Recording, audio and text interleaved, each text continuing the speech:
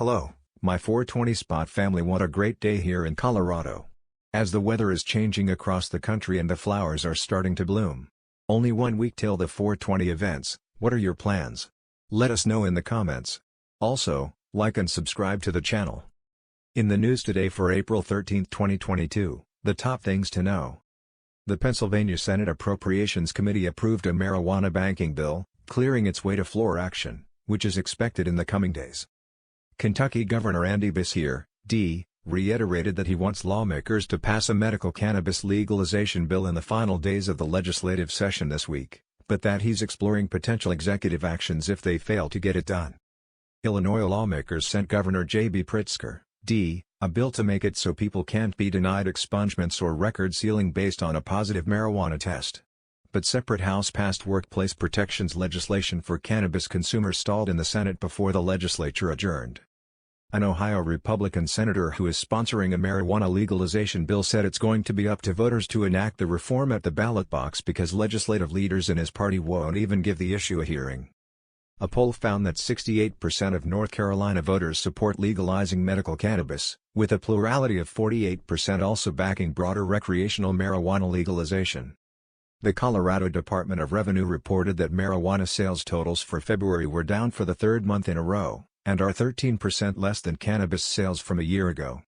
The Drug Enforcement Administration is being sued for allegedly delaying action on applications for bulk manufacturing and importing of specific strains of marijuana. Senator Marco Rubio, RFL, said he's open to figuring out how the Food and Drug Administration can approve medical cannabis products but thinks it's crazy for lawmakers to support marijuana legalization. Senator Tim Kaine, DVA, said he's never used cannabis and that it can be harmful. Senator Ron Wyden, DEOR, said he does not use cannabis. Representative Ilhan Omar, DMN, tweeted, "The House passed the MORE Act to decriminalize cannabis and expunge records for many cannabis-related offenses. Now the Senate must pass this bill and send it to President Biden's desk." Former Representative Kwanzaa Hall, DGA, authored an op-ed about the need to decriminalize cannabis. Ohio Democratic congressional candidate Nina Turner tweeted, "Not only should cannabis be legal, but communities are torn apart by its criminalization also need to be given equitable economic opportunities in the industry, especially the black community." Virginia Governor Glenn Youngkin, R., proposed amendments to a cannabis bill so that it would create new misdemeanor penalties for possessing more than 2 ounces of marijuana, ban Delta-8 THC products, and set an age limit of 21 for buying CBD products. The Pennsylvania Senate Aging and Amp Youth Committee held a hearing on the potential impact on children and youth of legalizing adult-use marijuana. Puerto Rican regulators temporarily suspended the issuing of medical cannabis business licenses. Illinois regulators are urging a federal judge not to issue an injunction against their marijuana business licensing awarding process. Colorado regulators published updated demographic data about marijuana business licensees. Oklahoma regulators released updated medical cannabis licensing and revenue data.